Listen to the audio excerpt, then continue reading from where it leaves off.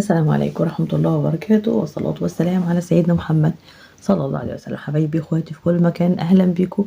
انا جيهان ودي قناتي شغل يد وجيهان الانصاري. مع بعض النهارده هنتعلم مفرش ووحدة المفرش وكمان التشبيك بكل سهولة. مع كل مبتدئين معانا هنقدر نوصل للاحتراف بإذن الله في الكروشيه أو في كافة الأشغال اليدوية بإذن الله. خطوة بخطوة هنعملها، وطبعا دي بتبقى على فترات بإذن الله. دلوقتي معانا الكروشيه، وبعد كده بإذن الله هنكمل بقية الأشغال اليدوية اللي نقدر نعملها بإذن الله. تمام. بنقول سؤال الحلقة اللي فاتت عشان نجاوبه. كان بيقول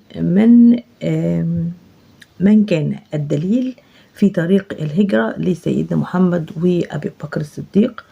كان عبد الله ابن أريقط، وكان لسه على الشرك، وقد كان على الشرك. تمام، يعني ما كانش دخل الإسلام. سؤال حلقة النهاردة: ما هي المعجزات التي حدثت للنبي صلى الله عليه وسلم في هجرته للمدينة؟ عايزين نعرف المعجزات اللي حصلت. لو كل حد فينا عارف معجزة يا ريت تكتبها لنا في التعليقات، كلنا هنستفيد مع بعض. وكمان هنتفرج على فيديو الكروشيه. ويلا بينا نشوف مفرش النهارده هنقدر نعمله مفرش وحدات، ونشوف كمان هيبقى الخيط اللي هنستخدمه والمقاس قد ايه، كمان وزن الوحده قد ايه عشان تقدري تعملي مفرش بكل سهوله. يبقى كل المعلومات عندك. تمام. هنعمل النهارده خيط صوف وهنبدأ مع بعض. بس ازيح الوحدة علشان نقدر نشتغل. هنشتغل النهاردة الوحدة ب8 سلاسل، ودي البداية. ونخلي بالنا ان عدد السلاسل في الجزء الاولاني بيبقى مهم جدا. دي عقدة البداية. نعمل 8 سلاسل، 5 6 7 8، لان ساعات بنبقى عدد السلاسل قليلة، فبيعمل ان الغرزة بتبقى ضيقة في الاول، فبيطلع على واسع، بيطلع المفرش مش مظبوط او الوحده مش مظبوطه. نخلي بالنا من الحكايه دي قوي. بنطلع 1 2 3، وباخد الخيط وبدخل كده وبعمل العمود بتاعي هعمله على 3. يبقى كده انا هعمل 4 عمود بلفه كده، 3 كده 4، وبعدين 1 2 3 سلاسل، وبدخل تاني واعمل 4 عمود بلفه.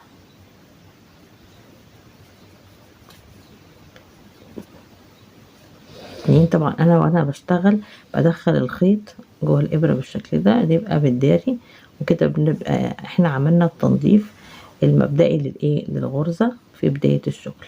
كده 4، كده بدايه الخيط معايا مش واضحه واتدفنت جوه الدايره. بعمل 3 تاني، وبعمل 4 تاني في وسط الغرزه بتاعتي.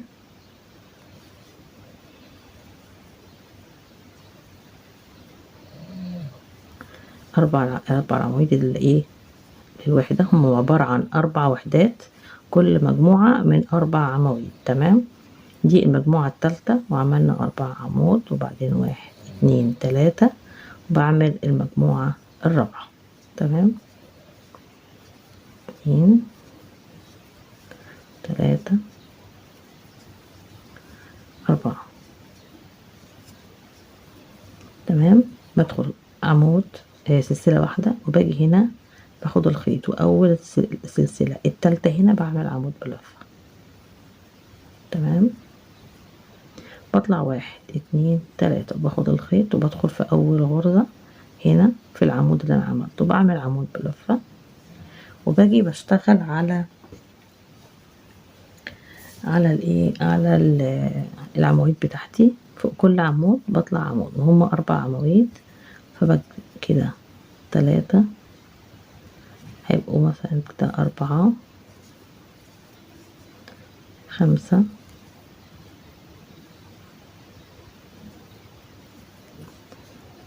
6،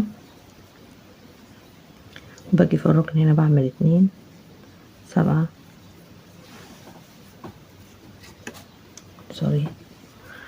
8. تمام. هنا انا وصلت للمرحلة دي وعملت ال2 عمود في النص هنا، وبعدين بطلع 1 2 3 4 5 سلاسل، وبدخل هنا بعمل 2 عمود بالشكل ده، وبشتغل على كل عمود قصادي فوق كل عمود عمود من الأربعة دول بالشكل ده. تمام. بعدين بوصل للركن التاني وبعمل 2 عمود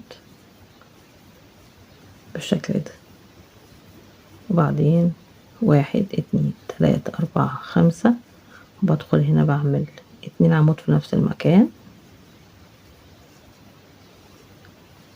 وبمشي فوق كل عمود عمود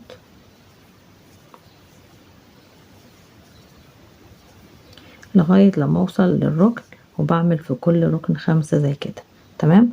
بكمل انا كل الوحدات وكل الاركان، وبرجع تاني عشان تشوفوا الشكل النهائي للسطر بتاعي.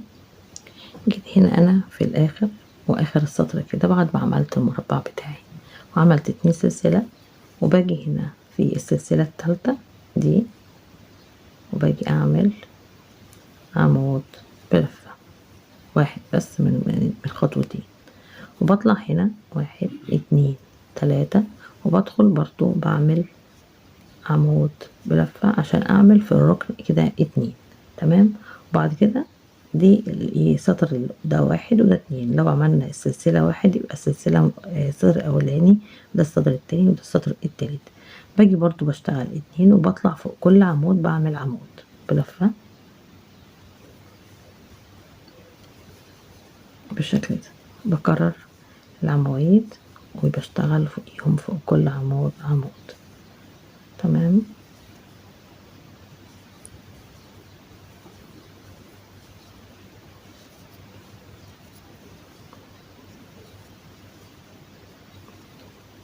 الوحدة سهلة من الوحدات السهلة جدا بتاعتنا في الشغل، وسريعة كمان مبتاخدش وقت. فبشتغل العواميد كلها، وباجي برضو في الركن بزود 2 المرة دي في الركن كده، وبعدين بعمل 5 سلاسل، وبدخل تاني وبعمل 2 في نفس المكان، بعمل العمود على 3 مرات. تمام بالشكل ده. هو عمود بلفة برضو، وبدخل على العواميد برضو فوق كل عمود عمود. هوصل بقى كده للآخر، وهنشوف برضو نبدأ ازاي بعد ما ننهي كده. عملنا ركن وبنمشي بنفس الطريقة دي.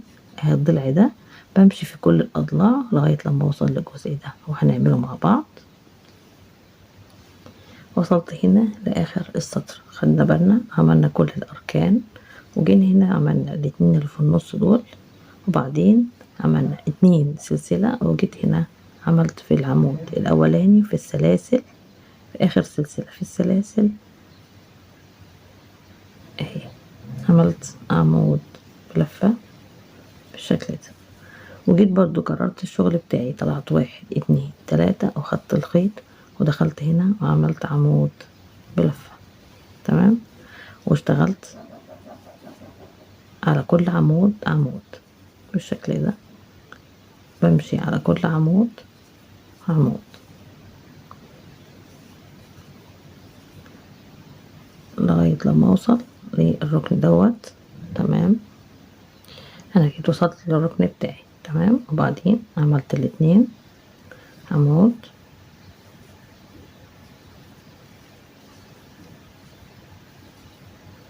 تمام. وبعدين زودت عدد السلاسل من 5 ل 6، 1 2 3 4 5 6، ودخلت هنا وعملت عمود في نفس المكان 2 عمود، وهشتغل على كل عمود هعمل عمود. تمام. يبقى انا كده عملت الركن وكمان الاضلاع عملتها، ويبقى كده عملت لكم الدور وازاي تعملوه. موضوع سهل جدا ما فيهوش اي حاجه، وفي تكرار، بس تزويد السلاسل هي الايه الزياده هنا. وكمان نهايه الغرزه هنشوف مع بعض هنعملها ازاي. هكمل الاضلاع وهتظبط معايا المربع، وبعدين هاجي لكم تاني. هنا انا خلصت السطر وعملت 2 الزياده.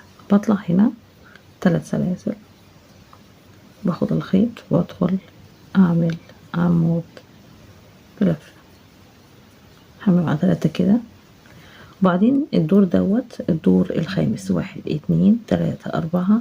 الدور ده الدور الخامس، والدور الخامس احنا بننقص الايه الهرم، الشكل الهرمي ده هننقصه. فهنطلع في الاول 1 2 3، وباخد الخيط وبدخل هنا وبعمل عمود، بعمل عمود تاني، يبقى كده انا عملت 3 عمود بلفة. تمام. وبعدين بعمل ال3، باجي هنا بطلع 1 2 3 4 5 سلاسل، وباخد الخيط وبعد عمود 2، وفي التالت هنا بدخل اعمل عمود بلفة، وبشتغل على العواميد دي فوق كل عمود عمود لغاية لما اوصل لاخر 2 من العواميد. تمام. بشتغل بالشكل ده.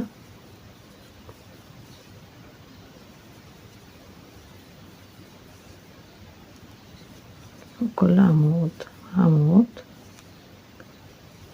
كده.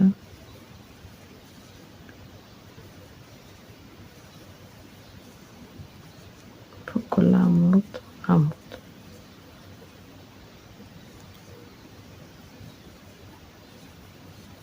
ونخلي بالي بشتغل العمود على 3 مش على 2، هو العمود بلفتين بلفة.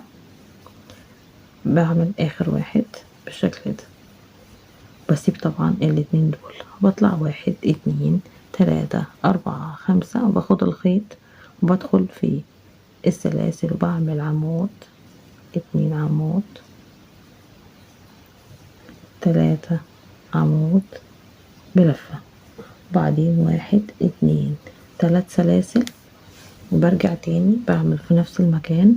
نخلي برضه بالنا برضه ان في الدور اللي احنا بننقص فيه، احنا بننقص في الدور الخامس، واحنا بندخل على السلاسل هنا، بنيجي في النص هنا بنعمل 3، بننقص السلاسل اللي في النص بنعملها 3.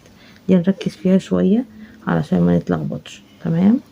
2 في نفس المكان طبعا 6 عمود بلفة.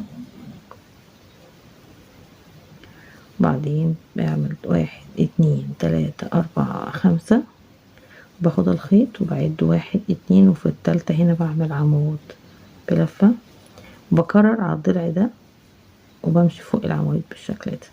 همشي طبعا لغاية اخر 2 عمود لغاية هنا. تمام. ادي الركن بتاعي هيتعمل بالشكل ده اهو. تمام. يعني انا بنقص التنقيص ده، بعمل 2 يمين و2 شمال، بعدين بكمل العواميد، وبعمل 5 و6 بينهم، و6 عواميد بينهم 3 و5، وبشتغل على العمود بالشكل ده لغاية لما اوصل للاتنين دول، وبكمل بقية الاضلع وارجع لكم تاني. انا كده جيت في اخر السطر. تمام. عملنا 5 سلاسل كده، وجيت هنا في الركن وعملت الركن الاولاني، عملت 3 تاني عشان اكمل الركن بتاعي بالشكل ده. وانا عارفة ان هنا في 3 سلاسل، فهنا ببدأ اعمل سلسلة، وباجي في السلسلة التالتة هنا وبعمل عمود بلفة عادي. بطلع الدور اللي وراه بنفس الترتيب بتاعي، بعمل 1 2 3، وبدخل هنا في الركن هنا وبعمل 2 من الناحية دي، يبقوا كده 3. بطلع 1 2 3 4 5، وباجي هنا وبعمل غرزة حشو. تمام. اهي ده الركن الاولاني، 1 2 3 4 5، وباجي على العواميد وبعمل 1 2، وفي التالت هنا بعمل عمود بلفة بالشكل ده، وبمشي على العواميد، بعمل فوق كل عمود عمود كده، 4 5 6 7، 1 2 3 6 7 8. تمام. بعدين بسيب الاتنين دول، بطلع 1 2 3 4 5 وباجي هنا بعمل غرزة حشو في ال5 دول و5 تاني 3 4 5 وباجي في الركن وبشتغل 6 عمود بلفة بين ال6 دول 3 سلاسل. تمام، وده الركن التاني 3 وبدخل هنا وبعمل سوري مش 3 سلاسل، لأ 4 سلاسل. ماشي، هما 4. تمام، بعمل ال3 عواميد التانيين وببدأ برضو الضلع التاني ب5 2 3 4 5 غرزة حشو هنا و5 تاني 1 2 3 4 5 وباجي اسيب الاتنين دول وادخل في التالت هنا واعمل عمود بلفة وعمود تاني وهكذا لغاية لما اخلص كل الاضلاع. وادي الفقرة دي والغرزة دي اهي، شايفين؟ ادي الخطوة التانية. هكمل بقى نفس الخطوة دي في كل الاركان ونرجع تاني نشوف الشكل عامل ازاي. جينا هنا في الاخر اهي، وزي ما انتم شايفين الوحدة سهلة جدا وجميلة. بعمل غرزتين سلسلة وبعدين باجي على السلسلة الاخرانية هنا التالتة وبعمل عمود بلفة بس بخطوتين 2 مش 3. تمام، بطلع برضو الدور ده ب3 سلاسل وبدخل هنا وبعمل عمود وبعمل عمود تاني. يبقى الاتنين عمود دول خلاص انتهينا منهم، ودلوقتي بعمل 3 عمود. تمام، بعدين باجي اطلع 5 1 2 3 4 5 وباجي هنا بعمل غرزة حشو، بطلع 1 2 3 4 5 وغرزة حشو هنا كمان 1 2 3 4 5 وباجي هنا بسيب 2 وبدخل اعمل عمود 2 عمود 3 عمود 4 عمود بلفة. وده اخر اخر الهرم بتاعي، لان بديناه ب4 هنا وهنا ب4. تمام، يبقى كده الوحدة كملت بتاعتي والرسمة كملت. هبدأ بعد كده هعمل السلاسل. تمام، 1 2 3 4 5 وباجي ادخل هنا بغرزة حشو 1 2 3 4 5 وغرزة حشو هنا و5 تاني وباجي هنا في الركن وبعمل عمود 2 عمود 3 عمود 3 سلاسل و3 عمود تاني.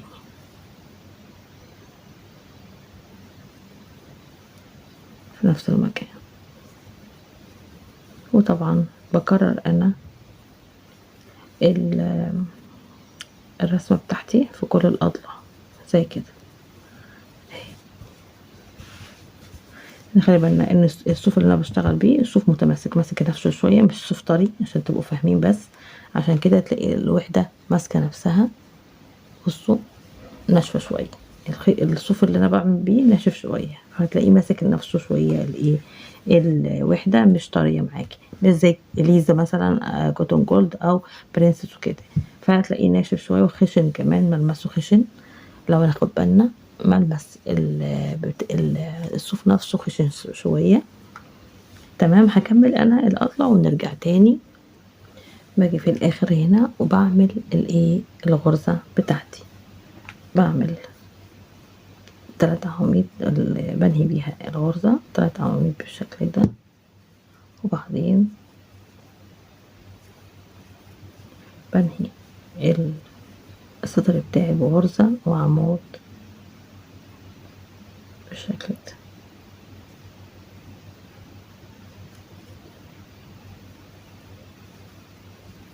تمام، باجي اطلع بقى الدور اللي هو قبل الاخير، بطلع 1 2 3 باخد الخيط وبشتغل هنا ال3 عواميد بالشكل ده 2 وادي التالت. تمام، وبعدين ده الدور اللي بيترتب عليه الدور الأخير اللي هو فيه الوحدات العواميد والفينش بتاعي. فبعمل أنا إيه؟ بطلع 1 2 3 4 5. أول واحدة بعملها 5، تمام. بعدين بطلع 1 2 3 4 5 6 7، وباجي هنا بعمل غرزة حشو. بعدين تاني واحدة 2 3 4 5 غرزة حشو. بعدين 1 2 3 4 5 6 7 غرزة حشو. بعدين 1 2 3 4 5 غرزة حشو. بعدين 1 2 3 4 5 6 7 وغرزة حشو.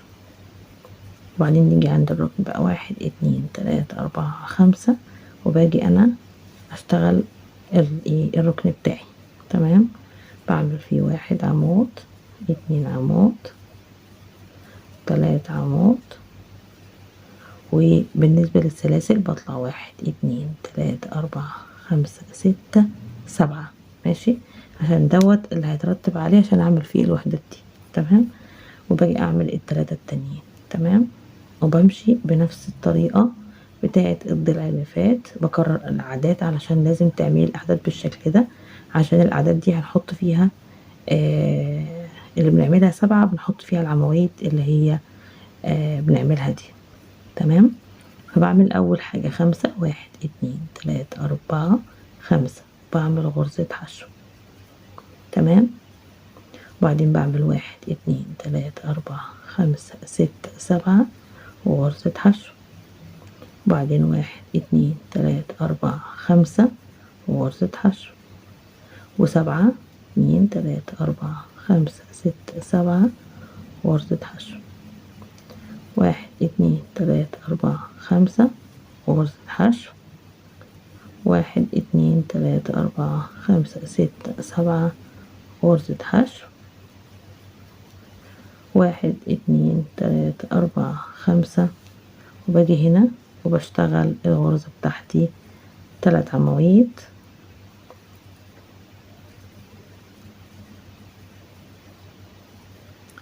7 سلاسل 2 3 4 5 6 7، وباجي هنا واعمل 3 عواميد.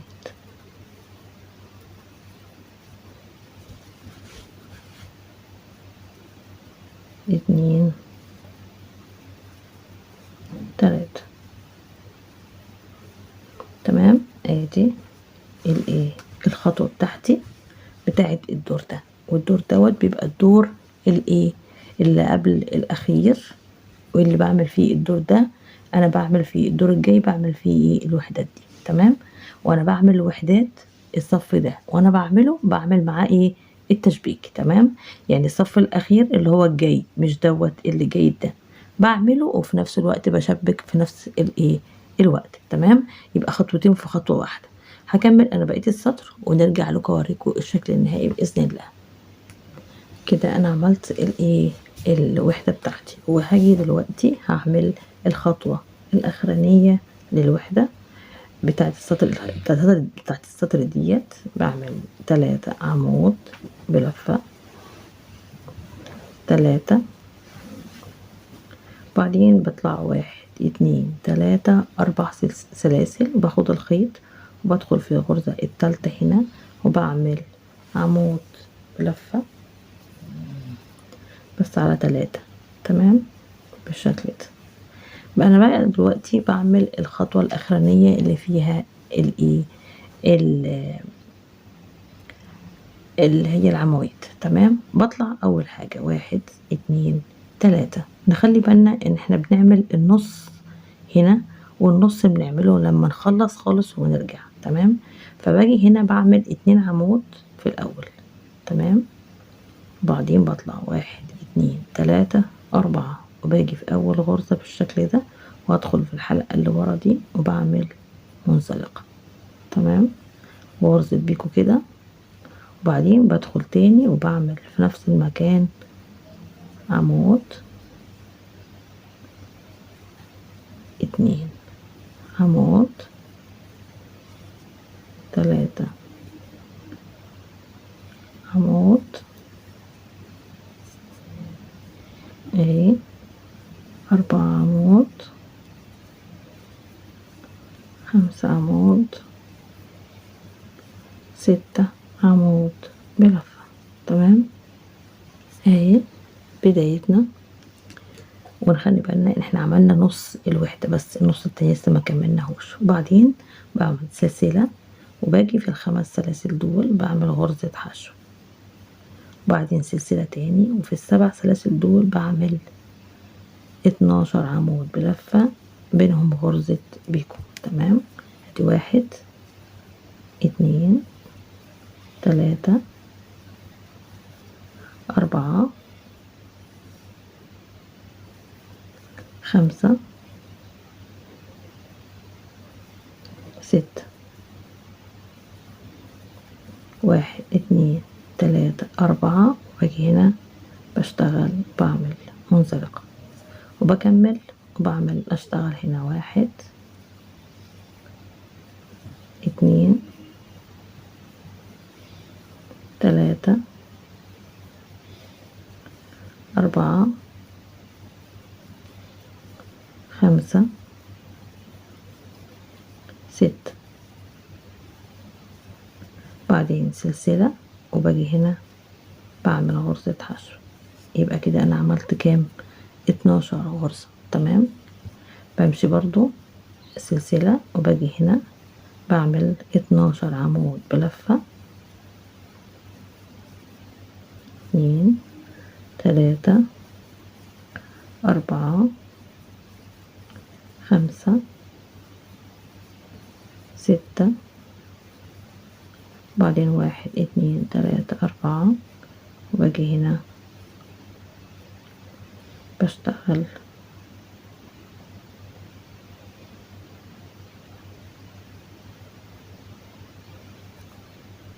باخد الغرزة وبدخل فيها وبعمل منزلقة بالشكل ده، بطلع اعمل ال6 التانيين في نفس المكان. تمام، 2 3 4 5 6 بالشكل ده. بعدين سلسلة وباجي هنا بعمل غرزة حشو وسلسلة وباجي اعمل الغرزة ال12 هنا كمان. تمام، هقفل بس انا كده واعملهم. عملنا الضلع دوت، وهنيجي في الركن دلوقتي وهقول لكم هنعمل ايه.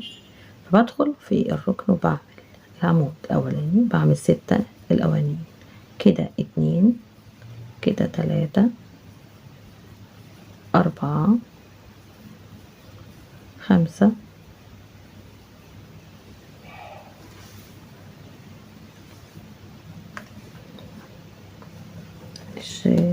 الخيط بس،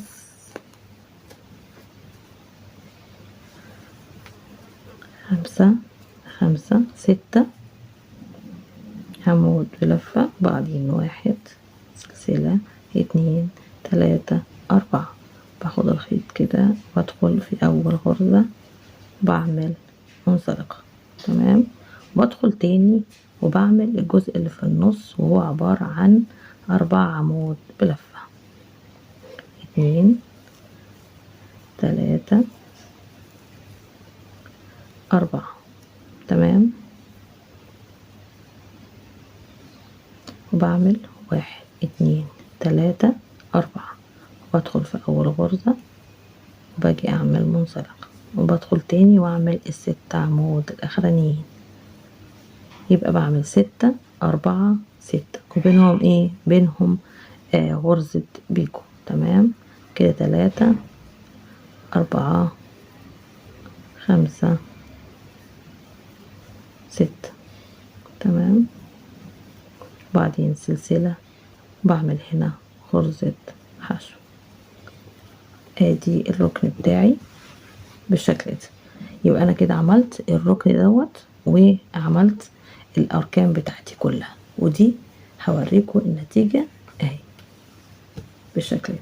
كل الاركان عملتها قصادكم اهو، بعد ما خلصت كل الأركان ده شكل الوحدة لما تخلص خالص. وطبعا الركن دوت الأولاني اللي أنا اشتغلت فيه بكمل، أنا عملت فيه 6 و2، بعمل الاتنين الأخرانيين عشان يبقوا 4، وبعدين بعمل ال6 دول في الآخر عشان يبقى المجموع يكمل كله. يبقى أنا كده عملت الإيه، عملت لكم الوحدة كاملة وعرفتكم الأرقام بتعمل إزاي. وهنعمل بعد كده بإذن الله في فيديو اللي جاي، علشان أنا كده طولت عليكم والوحدة خدت وقت كتير قوي، فهنكتفي بكده وهعمل لكم فيديو للتشبيك بإذن الله. أشكركم جدا على المتابعة والموجود معايا لغاية دلوقتي، سعيدة بكم جدا، وإن شاء الله أقدر أسعدكم ونتعلم مع بعض فكرة جديدة للكروشيه. إلى اللقاء، ومع تحياتي جيهان أنصاري.